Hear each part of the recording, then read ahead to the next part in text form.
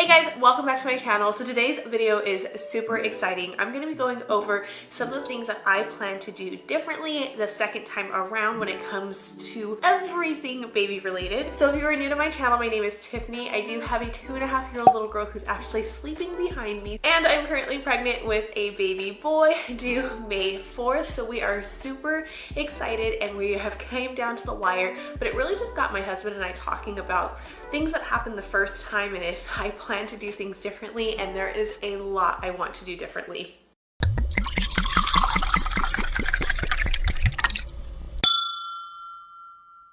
So going over that, I'm actually going to be talking about what I plan to do differently in labor, postpartum, and how we plan to raise our son. But before I get into that, I want to go ahead and let you guys know that this video is in collaboration with one of my good friends here on YouTube. She is also pregnant with her second child, and I swear to you, we are having like the same exact pregnancy. We have most of the same symptoms. We are due right around the same time. So I will leave all of her information down in the description box below. She has a beautiful little boy named Hugh, and the most exciting thing is her pregnancy gender is a surprise and nobody's going to know. They don't even know until the birth and her labor and delivery vlog actually goes out. So I am super excited to see what she has, and it's really cool to see how she's preparing for the baby and keeping everything gender neutral. So definitely go check her video out after this one. We're doing the exact same thing, so she's going to go over what she plans to do differently for her labor birth and how she's going to raise her second child just like I am. And if you're coming from her channel, welcome. I hope you guys stick around and don't forget to hit that red subscribe button. But without further ado, let's get started. All right guys, so the first thing I want to go ahead and talk about is my labor. So with Aria, I didn't really have expectations for my labor. I did not have a birth plan. We didn't do any type of birthing classes. When I was younger, I was there with my mom when she was going through her birthing classes for both of my brothers. So I was 7 and 10 when my brothers were born, and I vividly remember going to her classes, Lamaze, like watching the like baby videos and everything else, and I was actually so fascinated with it that I wanted a career as an OBGYN. So one thing with Aria though is everything just happened so fast. So one thing I really want to do this time is just be more prepared. So I had our diaper bags, our hospital bags packed, but they weren't in the car. So my water broke, and legit everyone is running around trying to find like all of our bags and everything else and get them into the car. So this time around, I'm definitely packing my bags and putting them in the car. I am still going to let my water break at home. I have talked to my doctor about it, and I want to just do the laboring at home as much as possible, just because it's nice to be able to walk around and not have like to be hooked up to machines and everything else. So that's something I am doing the same. Another thing I'm doing differently is we are not packing as much. We packed so much stuff. I want to say we had like 3 or 4 bags. We had huge pillows. It was like we were going on a 2-week vacation and we were only there for like 48 hours. So this time around, I'm going to try to fit everything into 1 bag, maybe 2, and the second bag is going to be like a small like backpack. I would still say take like a boppy or a pillow, especially if you have a favorite one, and for your spouse too. If your spouse is going to be staying there, they don't always have the most comfortable pillows and stuff, but for the most part, I'm just gonna keep the essentials. One thing I didn't do last time that I'm gonna do this time is makeup, and I know that seems so cliche or just like high maintenance, but I really regret not looking decent for the photos that were taken in the hospital. I understand that was like, that's just raw and it's real, and sometimes it can be very staged, especially when you get into social media as your job.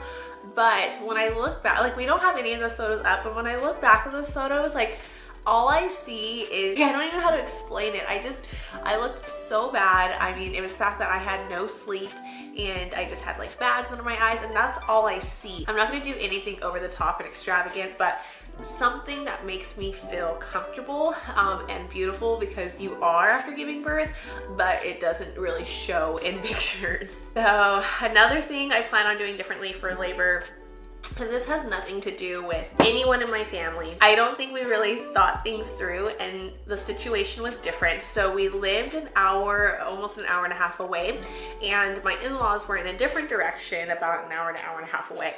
So because of that, we notified everyone as soon as my water broke, and so everybody was at the hospital. Now, I was very adamant that my husband was the only one to be in the delivery room with me.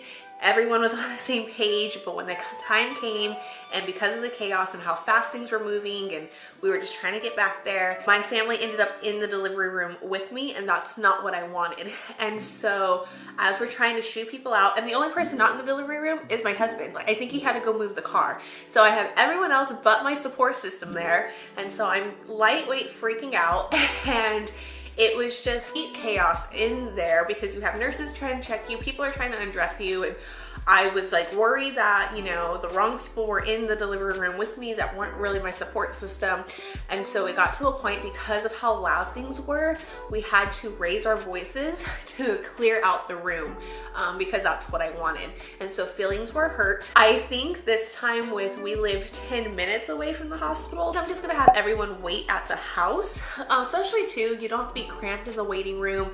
I know depending on how busy they are and how many women go into labor, there's gonna be a ton of families in there, so everyone can just kind of relax at home and wait for us to give birth. And then once we give birth, we'll go ahead and call everybody up, and then they can head over 10 minutes away to the hospital. Okay, so the next thing I want to go ahead and discuss is postpartum, and this is probably going to be a more in-depth of what I'm doing differently. So postpartum with Aria was hard, especially as a first-time mom. So I struggled, and I kept it silent for 3 months that I was dealing with what developed as postpartum depression and anxiety. I was not put on medication, and I was not seeing a therapist because my doctor felt that I was still able to push through my feelings and do my daily tasks and care for myself and care for my child, that it wasn't an extreme case and I didn't need to medicate. But I also felt I was pushing myself a little too hard, and I should have been more upfront, honest, not just with the doctors, but with myself on how I was feeling, and then I was just adding way too much to my plate. I do have more of a support system this time around. Eric did not get time off with Aria, so this time around, he is able to get time off, so that's gonna help me out tremendously. And it's not so much just of like helping me out with the baby, but helping me out with Aria as well, because I know it's not only a transition from us, but it's gonna be a transition for her. And so all the support and help that we're getting from family coming over and stuff, I need that extra bit of attention for her because I don't want her to feel pushed off to the side. I did not go easy after having Aria. I immediately had a baby, came home, was in the kitchen cleaning while I was baby carrying.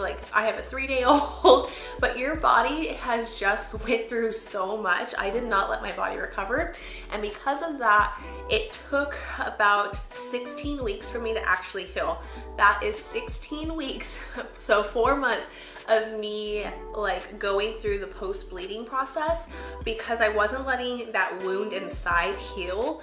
And it got to the point where the doctors had to check to make sure I wasn't hemorrhaging because it was excessive. It was a very big eye-opener for me this time around. I need to slow down, and I really need to take that time after having a child to do nothing. It is okay to do nothing. I am not the person to do nothing. I have to stay busy. That's just the type of person I am. So trying not to be busy and let people pamper me, I guess, after having the second baby is going to be odd. It's going to be a struggle, but I'm definitely going to allow them to cater to me, I guess. I don't want to sound selfish or I'm being a spoiled brat, but I'm definitely this time going to let people take care of me. With that being said, it doesn't matter if you're a first-time mom, if you're a second-time mom, or you're still on your TTC journey and you're preparing to get pregnant, postpartum is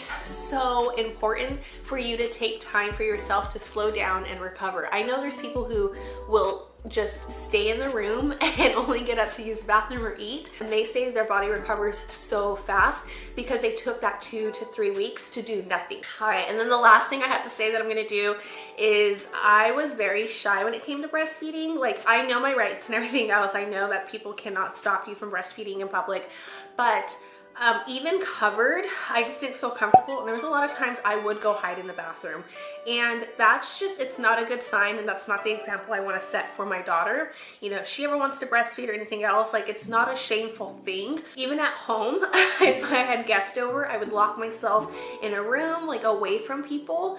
And I felt like I missed out on a lot of like family time and friends who came over to, you know, spend time with us and the baby, because babies eat so much. So this time around, like, I do, and I'm still making that video, I have little stations that I'm going to be setting up around the house for breastfeeding, so it's more comfortable for me. I know it's going to be weird the first couple of times, and it's going to take me doing it, you know, to actually feel comfortable doing it, but it's just something that I feel like I need to do, so I'm not so embarrassed, because it's not an embarrassing thing. And you know, I'm not a huge like breastfeeding advocate, but it is something I want to do for my family, and I want to be able to be comfortable when I do it. So that's like the last thing in postpartum that I am doing differently. All right, guys, and we are on to the last section, and this is going to be super fast, but it's how I plan to raise my child.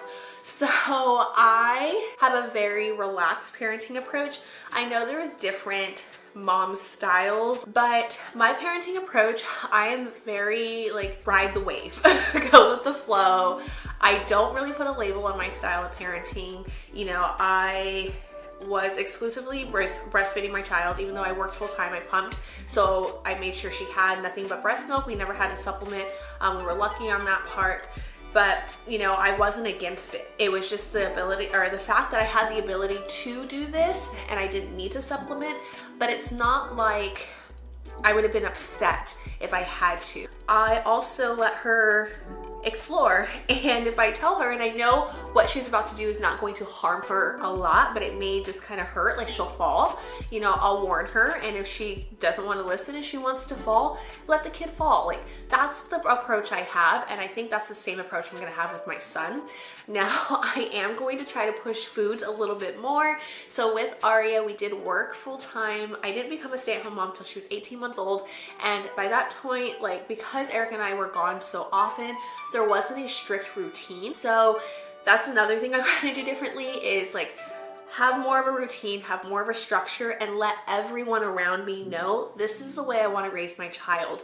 Because I had that fear of being the stereotypical first-time mom, I didn't have a voice enough to speak up to say, no, that's not what I want you guys to do. This is what I want you to do.